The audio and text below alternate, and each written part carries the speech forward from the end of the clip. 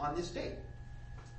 So again, we'd ask the court to have a fair assessment of the evidence, look at the evidence in chronological order, and if the case is found compensable, at least for the April or June, I would guess the court would look more at the June injury, since the claimant appears to be arguing he had one injury in April and then an aggravation of that in June, which causes the need for medical treatment, or else they would have filed two claims.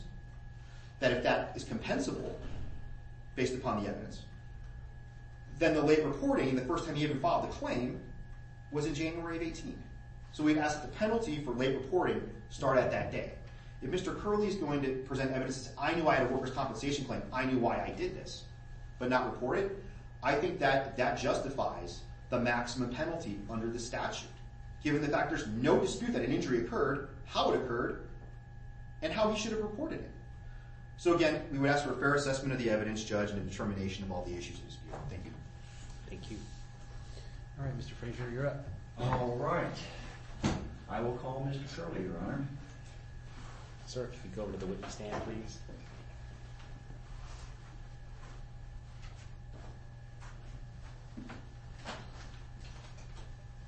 Can you raise your right hand? Do you solemnly swear or affirm under penalty of perjury that the testimony you're about to give will be the truth? I do. Thank you. Whenever you're ready, Mr. Frazier. Excuse me, Your Honor. Just making sure I've got my materials together.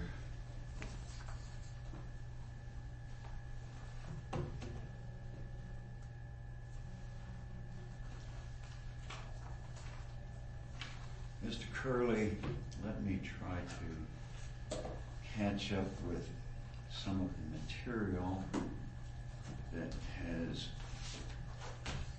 raised questions for this afternoon. Let me approach, if I may, Your Honor, with the exhibit pack. Absolutely.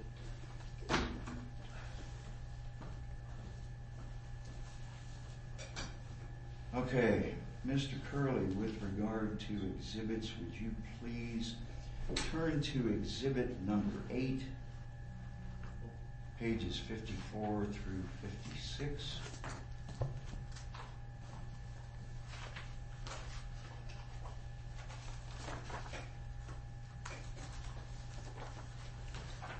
Can you describe what you see? Yeah, it's a work schedule for all the employees. What do you know about that particular image, work schedule? Oh, it's... do you know the source of that image, sir? The source, as far as who created it? Yes. I'm guessing Jacob Sanchez. But, what's the objection? May I rephrase that, Your Honor? Sure. I'm not asking, Mr. Curley, unfortunately, about who created the scheduled document. Do you know personally how this image of the work schedule came to be part of this exhibit? Oh, yeah, I took pictures of them there at the UPS Center personally. Who took the picture? I did. Okay. For page 54, 55, and 56? Yes, sir. Why did you do that? Because I was scheduled on medical leave on these dates, but I was also asked to work.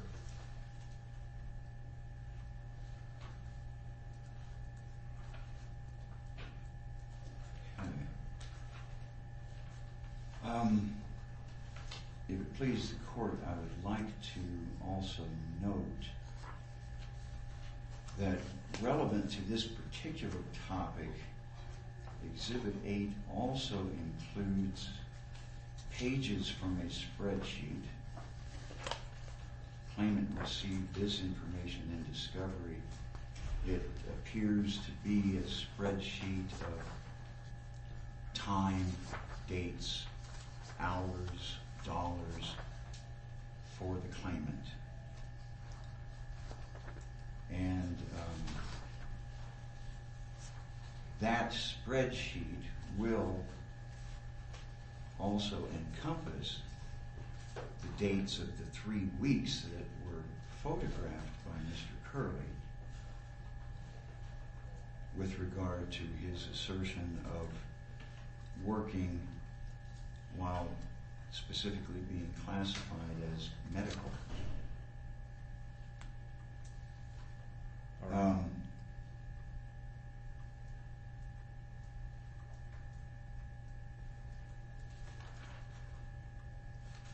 Let me continue to address particular documents before you. Would you please turn to what is page 59? Or if your packet was slightly shuffled, it could be marked page 57 for you. Can you show me what you're... Let's This- make sure we're all on the same page as far as... Yes, Your Honor, I am referencing. Okay, that's the page that The in my code. packet is 59, Cobra Correct. continuation. I just coverage. want to be clear, Judge. Right. We're taking witness testimony, and what we're doing here with the exhibit packet, are we laying foundation for documents? I assume so. Okay. Mhm. He's asking him, he's just going through the exhibit packet. So I'm going to object if we're just going to go through the exhibit packet. But if he's laying foundation, it just needs to be clear for the record. Well, that was my interpretation. Is that correct? You wanted to address the foundation, I try do, to lay Your the Honor. foundation before you forget, before you get into the meat of Yes. your testimony? All right. Yes, Your Honor. Was That's it fine. 57 you said? Yes. I'm sorry, which page are we looking at? The court's copy would have it numbered 59. All right. It's possible that there's a different arrangement where it would be He's looking at numbered the same thing. 57. The Cobra continuation coverage for this? That is my concern. Do you recognize that document? Yeah. And how did you become acquainted with that document? Oh, it was mailed to me after the injury.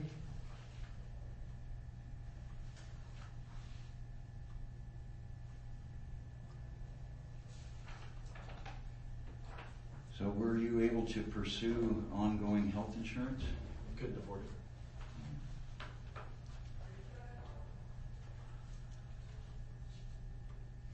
So, Your Honor, I move for the admission of pages 54 through 56 in Exhibit 8. Mr. Gray. I'm going to object on relevance of those documents for the 54 and 56. I'm not quite sure why they're relevant. They're between the two dates of injury. Mr. Frazier, response?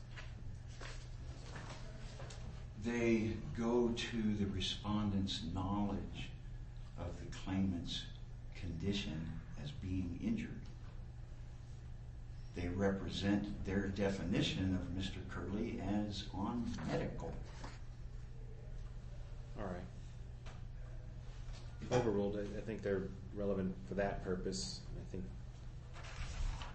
So I will admit 54, 55, and 56.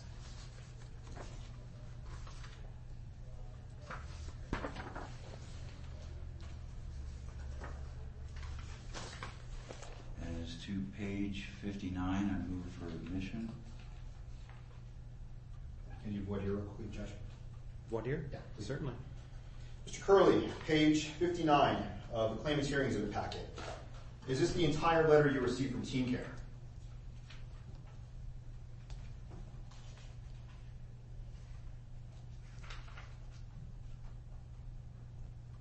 The entire letter? Was it the entire letter that's here in front of you? Were there multiple pages? I don't remember.